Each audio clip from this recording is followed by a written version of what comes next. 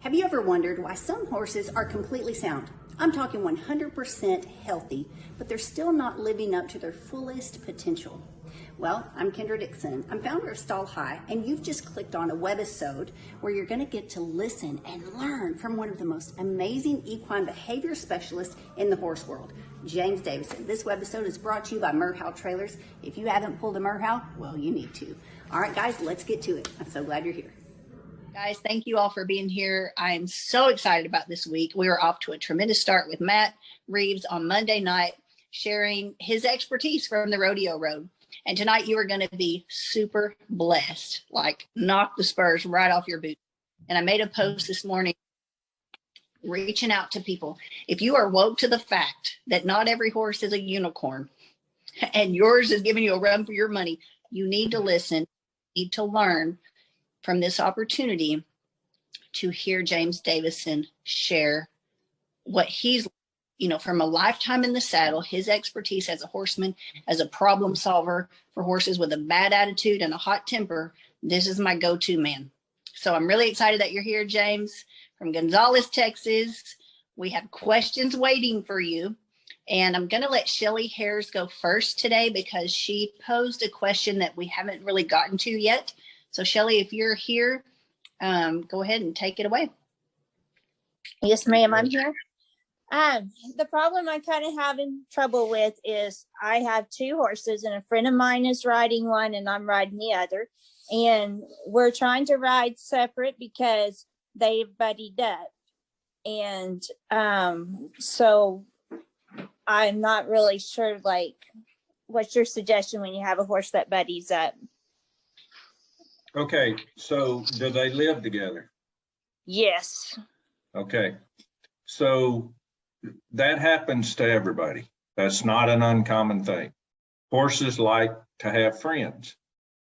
But as we all know, we have to spend time apart from our friends. So if you're able during the day, separate them, put them in a safe place, tie them with a good halter, in a place, start out where they can see each other and they're going to squeal and nicker and stomp and do all the things. But what you want to do is leave them long enough separated where they can see each other till they stand still. Okay. And I always try to tie those horses even with their withers and with the length of rope that's no longer than their neck. So start out kind of tight, and then when your knot tightens up, they'll have a little room to move. Time it, to a safe fence, nothing with barbed wire or anything like that, but that holds them. And when you see them quiet, go put them up, because that's their reward, to get quiet and stand still. Now, you have to be committed. You can't go, oh, sugar pie, you've been there long enough. No, fly spray them, do what you have to do to keep them comfortable, but be committed. If it takes 4 hours, it takes 4 hours. But get a change the very first day, and as soon as you get a change, then put them back together and say, that's your reward. When I take you apart, you have to get quiet and stand still. It's that simple. We deal with it all the time. My daughter, she has 2 rope horses. When we get to the roping, we tie the young horse on the other side of the trailer. We go 3 or 4 trips where all he has to do is to the tied to the trailer and go stand to the trailer. And I'll ride by there and watch him. And if he's fretting around, I might shoo him around a little bit, but I'm not going to scare him. Okay. And that's the most simple way to teach those horses, hey, when we're separate, it's okay. We don't have to do anything. We just need to stand quiet and then build on that. And I don't ever I'm not a person that's going to tie one out overnight and not have him feed and water or any of that. And if it's hot and you don't have shade, be sure and hang a bucket. Teach them to drink out of a bucket also while they're standing tied there and get quiet. And it takes 3 or 4 or 5 days. Well, what's really weird is like I can ride one and one will be in the pasture and I'll go, because I got 2 big pastures, and I'll go ride in the other pasture. The one I'm riding is fine, but the one that I've left is throwing a fit, and then vice versa. So you can ride them away. It's just, this is the first time that I've had my friend like ride them together. And Right. so it's Well, it's not. are you leaving the other one loose while you're riding the other one? Yeah, they exercise themselves. Yeah, I know. So But I need to tie him up. Yes. You think? Yes. Okay. That would be a good place to start, because you already have the one you're riding quiet and they're dialed in and listening. Teach the other one while the other one's away, stand still and get quiet. Okay, thank you. I will Yes. try that. That's good advice. I'm struggling with that too, James. And I actually started leaving one mare at home. So ideally, I'd like to haul both mares, but they act like such fools. It's embarrassing, and it does elevate your blood pressure. Like, I'm worried about get hurt in my trailer, Yeah. she's screaming, for each other. So that's excellent advice. Just Yeah. need to do it, wouldn't it? Have to be committed though. Yep. It takes time to do that. It You have to does. value that result to make it happen. So Well, let me put something in perspective, and this is about it. This is going to apply to everything that we talk about. A horse learns through repetition a lot of things. And if we don't make something like that into a big deal, it doesn't become a big deal. But behavior specialists have proven that for a horse to remember something, he has to do it 21 times in a row the correct way. So when we put that thought process and that criteria on what we're teaching that horse, it puts things in perspective. So if today I get him out and I say, okay, I want him to give his head to the right, I want to be able to put both feet on him and ride him forward, I'm starting a process. But that process isn't complete until he does that for me 21 times in a row. So the instant I put both feet on him and ride him forward and show him with my right rein, I want to go to the right, and he does it for me and he continues to do it until I tell him to do something differently, then he's learned that. And in human terms, we don't understand that a lot of times, but that's the way the horse thinks, and that's the way the horse learns. I'm taking notes. Go already. I love it. And Perfect. I think it's really interesting because I see so many similarities with horse characteristics and the way a horse processes information and personalities as I do in humans. They run parallel. Horses are just like people. That is wild. Yeah. I've never ever heard that about 21 times, but they say it's true for us too. You have to do something for 21 days in a row for it to become a habit. That's pretty bizarre and cool that it's proven in horses as well. Right. And, people muscle memory. There's the old 10,000 hour rule. I mean, you look at Matt Reeves. Yeah. How many steers has he gotten down on and adjusted and learned till his body does the same thing? My son, my daughter, my horses, people that I'm coaching.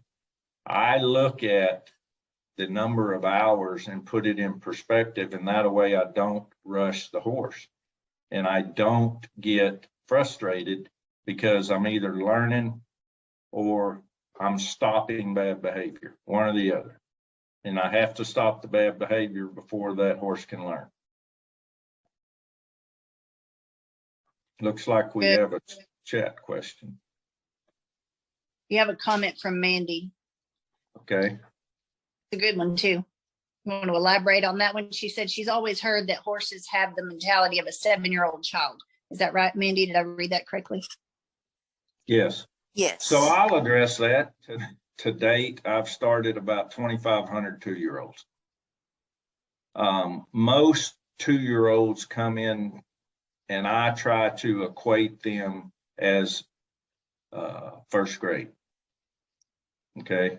Kindergarten's when they're a yearling. They learn to get gentle. They learn to pick their feet up. They learn to leap. But when we go to 2-year-old year, they start packing a saddle. They start packing a human. They start learning what right rein means, left rein means, right foot, left foot, all of those things. Now, how quickly they get past their 7-year-old mentality depends on our consistency and our commitment and not overriding them, but riding them regularly. So most 3-year-old futurity horses that we go show in all of these different events have the mentality of about an 18-year-old. If you compared them. So they still need guidance. They still need working, but they're able to start thinking on their own. And if we've done our job as a horseman or horsewoman, we've demanded that they think and they respond and they have respect their whole 2-year-old year, and they grow up very quickly.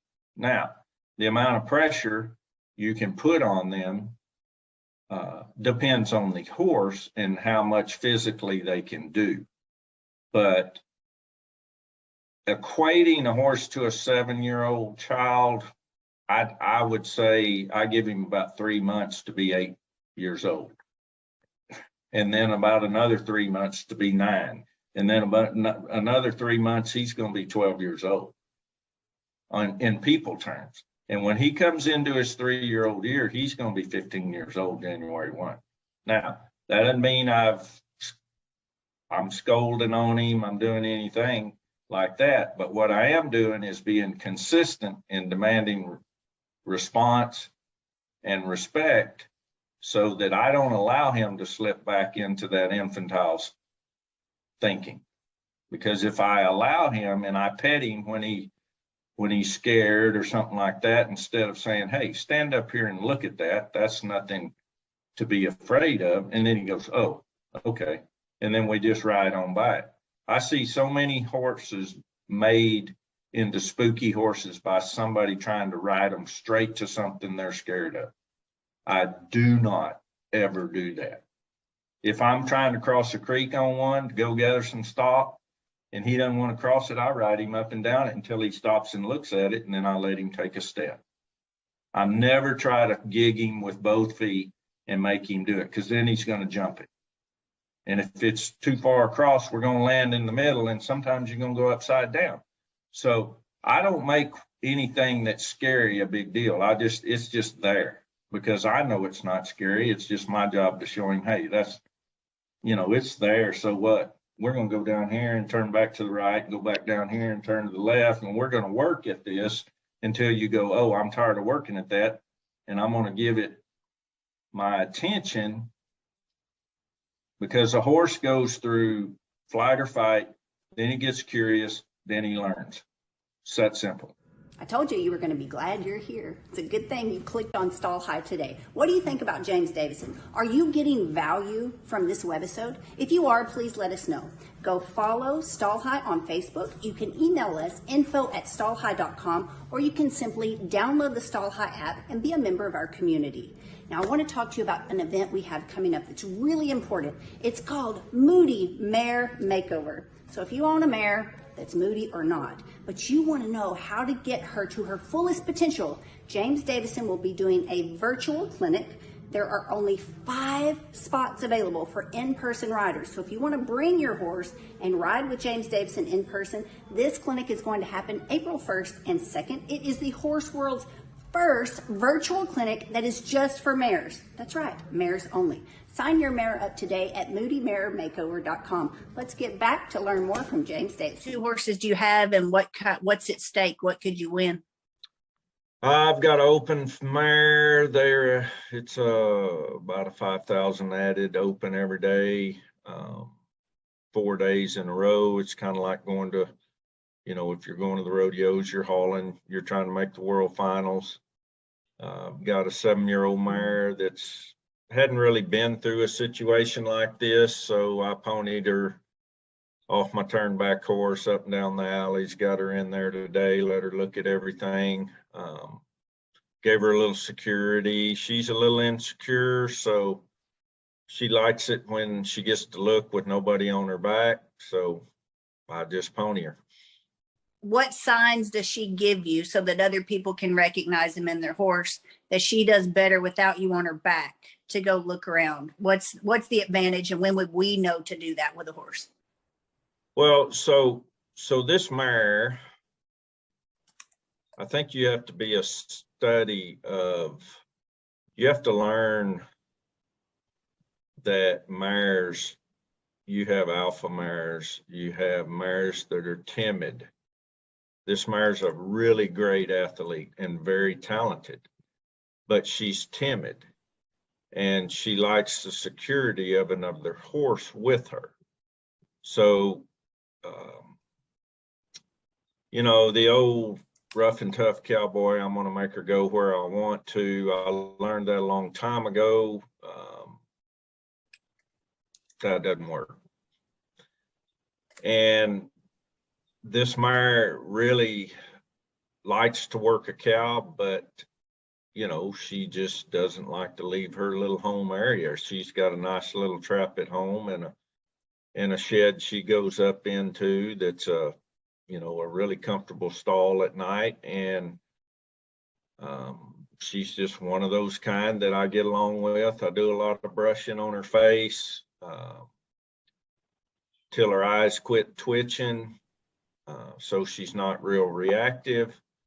Do a lot of brushing her belly, brushing her back, just get her comfortable. And I don't ever really have to scold this mare. I work on her feet and where they land. I don't do that on a cow because she's very serious about working a cow. So I work what, you know, we call them flags, the remote control. Some guys call them a sack. You know, there's all kinds of names, but she doesn't worry when I use my hands and feet to communicate with her on the flag, because she doesn't feel pressure to hold that cow because she tries very, very hard. And I think that's an important thing when we recognize a horse is talented and we recognize a horse is a show horse. We have to let them do our thing their way. And that's something that was hard for me, because as horse trainers, we want to control everything. And we want those horses to listen and have respect and respond to our feet. But once I think you get to a certain point where that horse starts doing what you ask them to do before you ask them to do it, you have to recognize that they're starting to try for you. And so then you have to put some thought into your daily routine. Like this mare, I very rarely work her on a cow. I ride her a lot in the pasture. I keep her straight. I let her get comfortable. I may come in and trot some circles around inside my, around my inside leg. Keep her forward, because she's always going to rock back. And that's the difference in say the cutting discipline versus all the other disciplines. We turn around 180 degrees, and at 90 degrees, they what we call rock back, or before they turn the 180 degrees, they totally rock back and go to the bottom of their hocks. So they collect backwards instead of forwards. And those horses sometimes they get away too much. So I just keep her forward, because she tells me she's going to do this for me without me having to school her. So the rest of the time I just go ride her and keep her a saddle horse, keep her happy, you know, somewhat. No, she's not a wife, and no, she's not a person, but she is a good horse. And for her to perform and be consistent, I keep her happy. And she just responds to different, a different feel than a lot of horses. She's very soft. I can work her running wide open in a snaffle. She doesn't take a lot of bridle. She's got a lot of stop, and she's very smart. So doesn't take a lot of bridle. Sometimes I work her in a rope nose band, something that's light that lets me pick up on her, and she doesn't get what I would call crashy. She doesn't stick her front feet in the ground. She just reacts with her hind feet only. So, you know, she's 7. She's gone through a lot of events. She missed her 3-year-old year. So as a 7-year-old, she's essentially a little green, but she does giddy up when you ask her, and you do have a chance to win something on her. Has a lot of eye appeal, real pretty saw mare, streak face, 2 hind socks, you know, big, beautiful eye on her, elegant neck, deep hearted, big hip, all the things you'd like to see in a good horse. So we, you know, I take the time, and I think that's another important thing. We got here at 9 o'clock this morning, unloaded her, put her in a stall, let her get a drink, let her acclimate things, went to unloading cattle. And then when I got all the cattle situated, then I just trotted over there and saddled her. And I don't pony her without a saddle. And I don't ask me why. A saddle horse to me thinks that, hey, you know, we're doing this for a purpose. No different than if I tie a horse up saddled. That means, hey, get ready, get your mind right. We're going to go to work here in a little bit. And after I work, if I tie them up, I don't have a saddle on. So those are just repetition things. I'd argue with anybody that a horse learns to read those signs over time. And that consistency gives them something that they can have security in, and then their mind can start focusing on what we need to for them to do for us.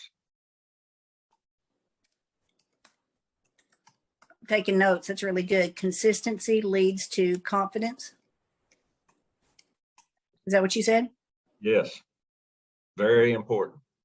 And I think last time you weren't able to be on, but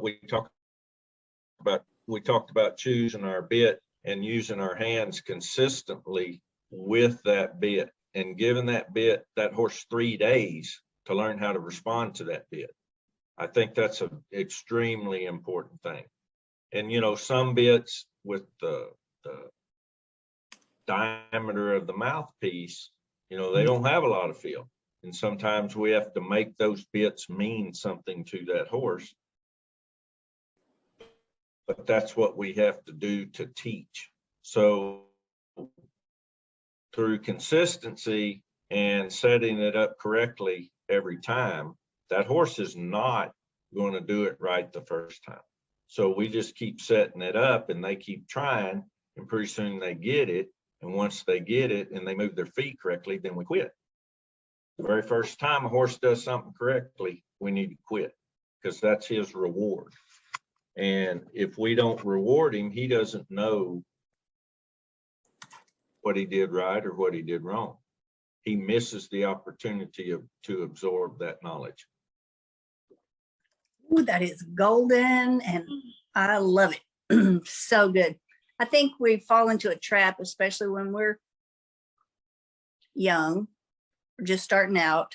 And you could stay in this trap for 20 years. We repeat because it's fun for us, or there's an advantage for us. We feel like we're learning, we're getting better.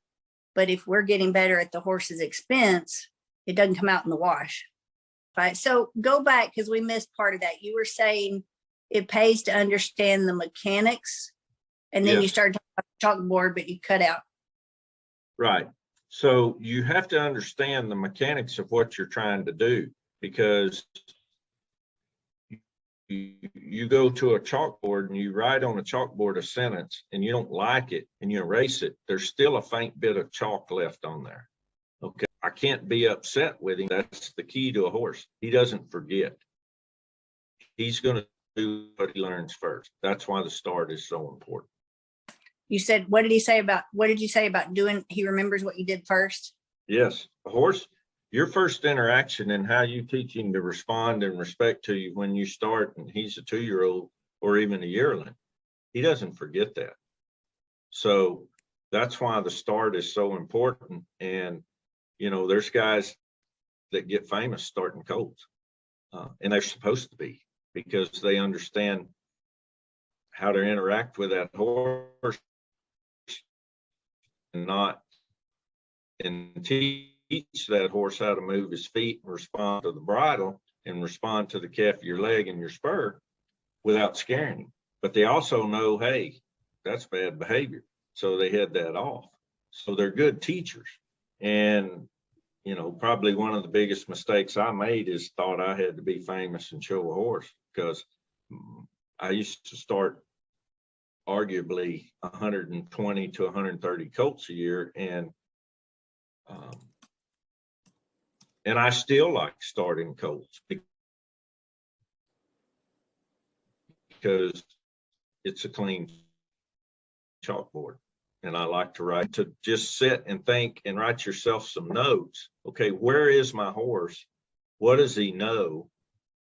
And what do I want him to know? You know, set your goals up there and understand that the basics are the most important. And, you know, outline those basic things you want him to do. I want him to go forward. I want him to go straight. I want him to steer, and I want him to look where he's going when I ask him to go there. I think you just opened up a 5-gallon bucket of worms. Yep. I'm guilty. I learned this the hard way, and I see it happen because I made a living training and selling horses for so long. People think, well, I bought this horse that was already winning with someone else. I wrote a big check for him. And so now, like, I think it's easy to overlook, where is my horse at today? Yeah, we can get upset about the big number that we feel like we lost because things aren't working. But it's hard to go back and just evaluate what you have today, because you may have to back up and clean up some debris. So what would you say to people who feel like that right now? Like, uh-oh, I just spent $47,000 on this horse. I thought I was going to be able to get on and go run barrels and win rodeos, but we don't get along. He can't even go left. What do you say to that person? Well, you're probably not going to like what I'm going to say here, but I'm going to be totally honest. I have a policy is the horse is never wrong. And the horse is never wrong because the horse is honest. And he's only doing what A, you're allowing him to do, or B, you're telling him to do. Now think about those two things I just said. So if he's doing something wrong that you don't like, are you allowing him to do that, or are you telling him to do that? And if I'm allowing him to do that, then I'm going to say, hey, I'm not going to allow you to do that anymore. I'm going to do whatever. Saying, no, you don't want to go left? Fine. I'm going to go to the right, but then I'm going to turn you to the right and I'm going to go right back to the left. But if I'm telling him to go to the left, but actually he thinks I'm telling him to go to the right, then where's the issue? Because remember, a horse doesn't know how to reason. He only remembers. We know how to reason. That's why we're top of the food chain. So we have to understand that, hey, let's figure out a different approach here. You know, can't just go to beating the nail into the board with the hammer and or as a famous horse trainer said, don't break the jar to get the penny out. Say that again. Don't break the jar to get the penny out. That means don't make some little thing such a big deal that it ruins your whole relationship with your horse. That's where I think we lose sight of how valuable, when you leave that chalk dust on them, Yep. how that murkies up the board. You don't have a clean slate anymore. And I had to learn this the hard way, and this is what I'm trying to prevent for others. Every time you mess up and you wipe it away and you start over, you are deducting value. It costs something. Yes, it does. In that horse. Yes. But it goes back to that. They only remember, they don't reason. So they remember that.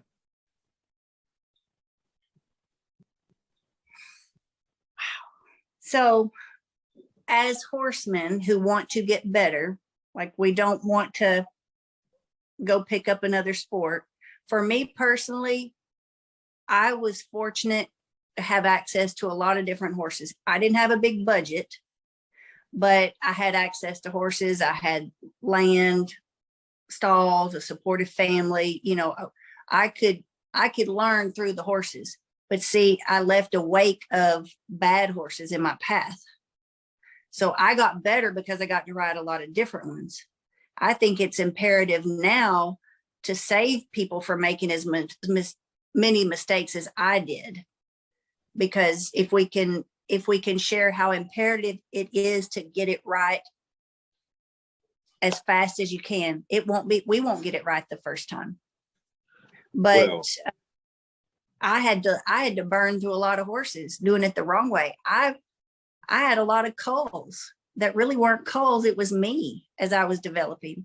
So how can we as riders, you know, and this is a question for Ronnie too, our responsibility, not to be hard on ourselves, but do hold ourselves accountable for getting better every day. Well, that is back to that statement that I made. You have to learn the mechanics of what you're wanting to do with your horse. You know, I get to ride with I have so many things going on, all the way from a kid at home, putting the first 1 or 2 rides on a colt, to the guys helping me here that their horsemanship level, they work cows every day. They're not professional horse trainers, but they are professional cowboys. They know how to ride a horse. They know how to handle cattle. They know how to be quiet. They know how to be strong when they need to be strong. Because there's not a lot of guys that get to ride with me, because I don't like the way they handle cattle. I don't like hollering, but when it's time to get you up, you better come on. And if you're not on a horse that you can get it done, I don't need you. Because you're not going to get it done, you're going to put us all in a pinch. So your horsemanship level has to be there. And one thing that's very notable, I've got a 20-year-old horse here, and I've got a 4-year-old horse here that I'm using. My 4-year-old is going to be about a 5-year-old after this week, because he's going to get a lot of on the job training. But when the chips are down, if something gets out on this asphalt, that 20-year-old will never give me road rash. You will not knock him off his feet, and you can run one down on that asphalt and get her caught. So he's here for a reason, but he doesn't have to pack me up and down these alleys driving. He's deserved. If I run to him and need him and I got a rope in my hand, he will never move. He'll let me jump on him, and off we go. I got a question. Go ahead, Okay. Evelyn. You were talking about you ponying your horse up and down the alleyway, letting them see what's going on, and you said he liked to buddy up. once he sees everything, does he release that buddying up business? Well, I don't refer to it as buddying up. I think she just likes the confidence of another horse. But when I take that horse away, she didn't go to nickering. Okay. That's not, she's not buddying up there. I just don't want to get in a fight with her about going somewhere because she's not a real forward horse. Okay. And so, but to your question, that's a valid point because they will buddy up. And then you take the other horse away and it's like, no, I'm not doing anything because you took my buddy away. Yes. Right. No, I don't put up with that. I mean, you can't. Yeah. Do we like to go places with our friends? Sure. And so she has friends and I accept that. But when it's time to go to work, it's time to go to work, and every adult has learned the same thing. We like to hang out. We like to gossip. We like to do whatever, we go to church. We like to, we like to fellowship, but when it's time to go to work, it's time to go to work. And that's just the way it is. They don't pay us for sitting on our fannies. They don't pay me. They pay me a lot for sitting on my fanny at a certain time, but it's got to be in the saddle. The rest of the time, I don't get paid much for sitting on my rear. But that is a very good point, Evelyn, and that's a valid point. Hey, you go to Pony and One too much, but I've seen 3 or 4 world champions. You could not warm up; they lunged them. Yeah. And sometimes we just have to say, okay, you're doing my thing your way. I'm gonna accept that. I'm gonna be good with that. Don't have to be a control freak. Don't have to rule over you. I know I can depend on you when the chips are down, and so I'm good with that. Very good question. Very good. Thank you. Question. Thank you for helping too. You bet. I like that. You don't have to be a control freak. And I've never heard somebody say what you just said. We let them do our thing their way. That's really well said. Just keep in mind, we don't live and die by if we win, because the bottom line is there ain't nothing more fun than getting to work a horse and to work a cow and sit on a horse. And so it took me a long time to figure that out, but I'm just one of those guys that, man, when I get to get up in the morning, go saddle a good one and trot off and go look at cattle and teach that horse something, it's just total fulfillment for me. So don't ever think riding a horse is a bad thing. If it is, you're making it bad. Back up, go do something that's fun with that horse. Well, I hope you enjoyed this webisode with James Davison. He's amazing. Every time we get to listen to James speak and share his experience from the saddle and the thousands of horses that he's ridden in his lifetime, it helps us all become better horsemen and horsewomen. If you're interested in attending Moody Mare Makeover Clinic, you can attend in person. There's only one spot left, or you can watch from the convenience of home. Sign up right now at moodymaremakeover.com. And a special thank you to Merhow Trailers.